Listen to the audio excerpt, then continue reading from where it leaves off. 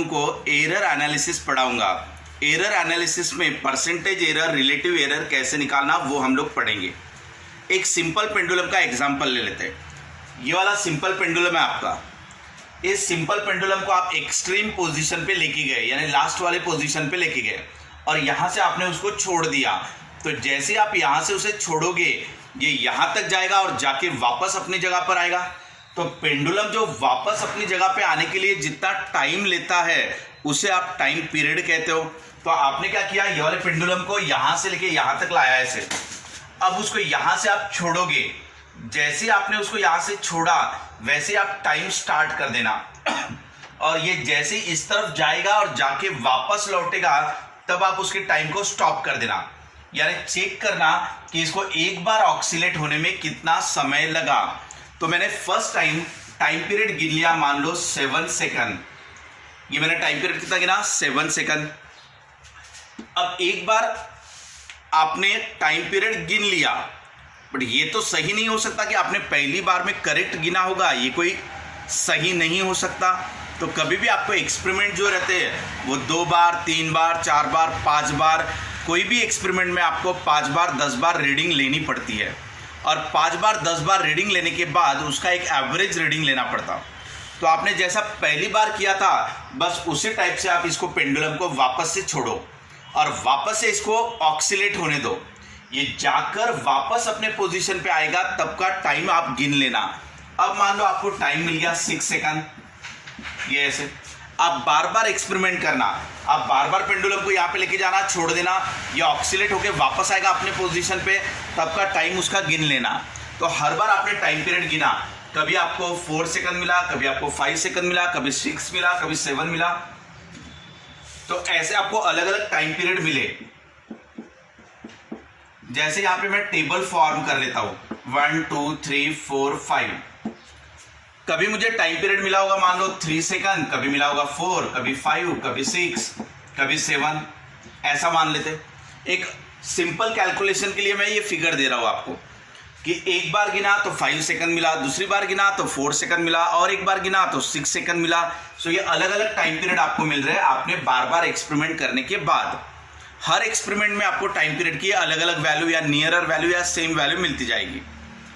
अब ये तो हमें 5 वैल्यूज मिल गई, तो आप किसे टाइम पीरियड कहोगे? तो आप क्या करोगे, इन सब का एवरेज ले लोगे। सो ऑन एन एवरेज कितना समय लगा वो आप निकालोगे। So how to find the average of all time periods, सभी टाइम पीरियड का एवरेज निकाल लोगे। सो फॉर्मूला क्या बनेगा आपका, T1 plus T2 plus T3 plus T4 plus T5 divided by 5। ये आपने एवरेज निकाल लिया। अब ये सभी का एवरेज कर लो बेटा। 3 plus 4 plus 5, 3 plus 4 plus 5 plus 6 plus 7 divided by 5। आप सभी का एवरेज कर लोगे तो आपका आंसर आ जाएगा 5 सेकंड। इसको आप सॉल्व कर लेना, 25/5 आएगा तो वो हो जाएगा 5। सो ये हो गया मेरा एवरेज टाइम पीरियड। यहां तक की प्रोसीजर समझ में आई सबको? क्या बताया मैंने कि आप कभी भी एक्सपेरिमेंट करते समय एक रीडिंग नहीं लेते, आप 2 रीडिंग, 3 रीडिंग, 5 रीडिंग, 10 रीडिंग लेते हो। ऐसे आपने कोई भी एक्सपेरिमेंट में 5-5 बार रीडिंग लिए, फिर इसमें से कौन सा आंसर सही है वो आप नहीं बता सकते। तो आपने क्या करना है, इन सब का एवरेज निकाल लेना है।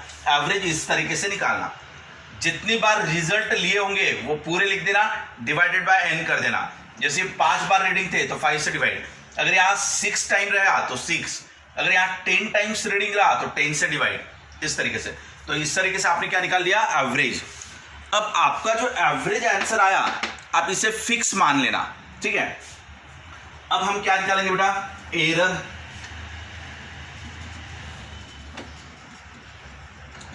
एवरेज आंसर यानी एक्चुअल आंसर। अब हम निकालेंगे एरर।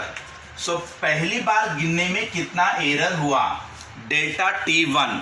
डेल्टा का मतलब एरर, और T यानी क्या, टाइम पीरियड, और 1 यानी क्या, फर्स्ट मेजरमेंट। जब हमने पहली बार गिना तब कितना एरर हुआ। बेटा टाइम पीरियड एक्चुअल में क्या होना चाहिए, तो एवरेज होना चाहिए।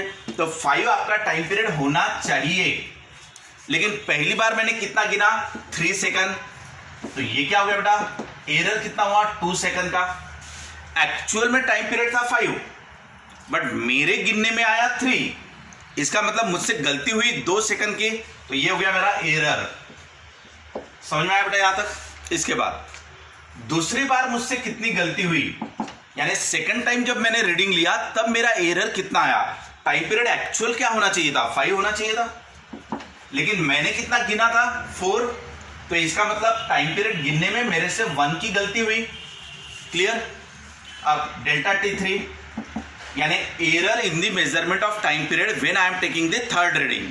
ठीक है, थर्ड रीडिंग लेते समय कितना मेरे से गलती हुआ। अब एवरेज टाइम पीरियड क्या है, 5, बट मैंने कितना गिना था थर्ड टाइम, 5 ही गिना था। इसका मतलब इस बार मेरी कोई भी गलती नहीं हुई, यानी एरर इस समय कितना आया, 0।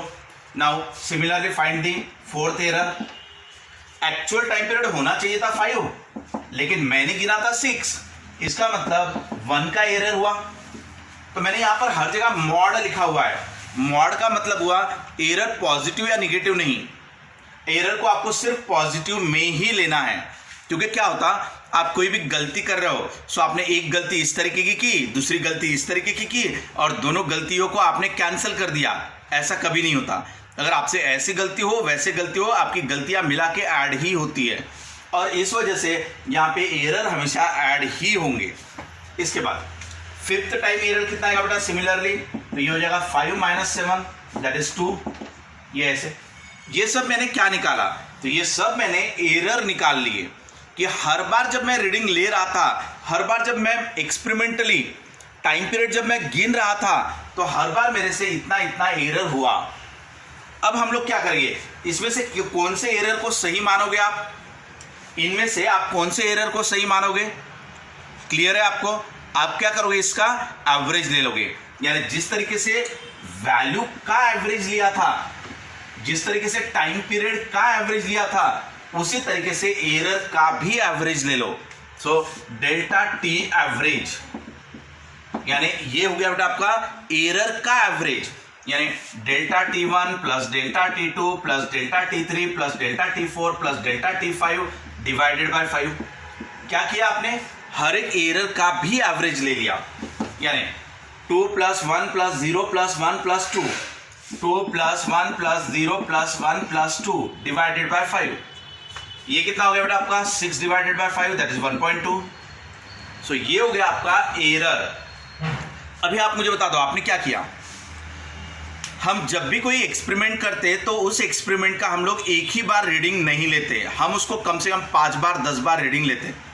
हमने सिंपल पेंडुलम का टाइम पीरियड गिना, सो हमने टाइम पीरियड कितनी बार गिना, 5 बार गिना। फिर हमने उस पांचों का भी क्या निकाल लिया, एवरेज, जिसको आपने एक्चुअल टाइम पीरियड कह दिया। फिर आपने क्या निकाला, एरर। एरर यानी क्या, पहली बार जब गिना था तो कितना एरर हुआ, दूसरी बार जब गिना तो कितना एरर हुआ। एरर बोले तो गलती, ठीक है। तो आपने 5 बार जो रीडिंग लिए थे, वो 5 बार लेने वाले रीडिंग में क्या क्या एरर आया वो भी आपने ले लिया। फिर आपने उस एरर का भी एवरेज निकाल लिया, तो ये हो गया एरर का एवरेज। और टाइम पीरियड कितना निकला था, 5 सेकंड। ये था टाइम पीरियड का एवरेज, ये था आपका एरर का एवरेज। अब इससे आप निकालोगे relative error.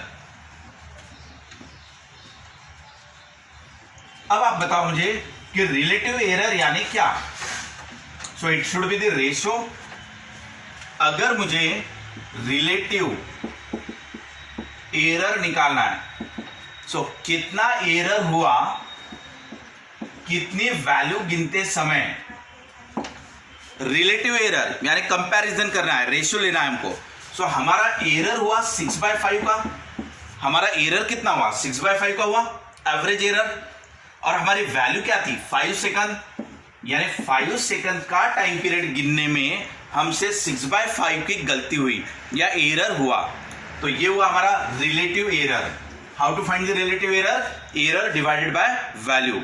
Error is 6/5, value is 5, so it will become 6/25।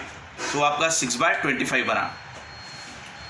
Now how to find the percentage error. अब आपको एग्जाम में जो क्वेश्चन पूछा जाएगा वो रहेगा, आप परसेंटेज एरर निकालो, परसेंटेज रिलेटिव एरर। अब हम लोग परसेंटेज रिलेटिव एरर निकालेंगे। सो कितना एरर हुआ कितनी वैल्यू गिनने में इनटू 100, ये आपका परसेंटेज एरर बताएगा। कितना एरर हुआ कितनी वैल्यू गिनने में इनटू 100। अब बेटा इसकी वैल्यू आपने निकाल लिया है, कितना आया हुआ है इसकी वैल्यू, ये 6/25। सो 6/25 इनटू 100, तो ये क्या हो जाएगा बेटा आपका 4 आ जाएगा। सो 4 इंटू 6 कितना होगा 24।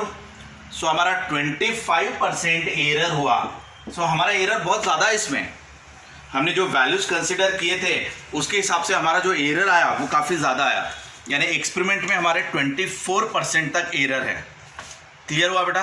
तो इस तरीके से आप वैल्यू का एवरेज निकालते हो, एरर का एवरेज निकालते हो, फिर एरर डिवाइडेड बाय वैल्यू करो तो रिलेटिव एरर, और परसेंटेज करना रहा तो इनटू 100 कर देना।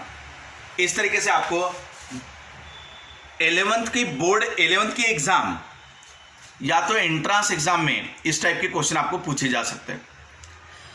इसके बाद हम लोग एरर निकालने के अलग क्वेश्चन भी पढ़ेंगे, वो और 2 टाइप बचे हुए।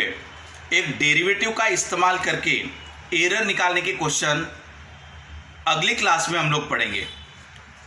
ओके बाय बेटा।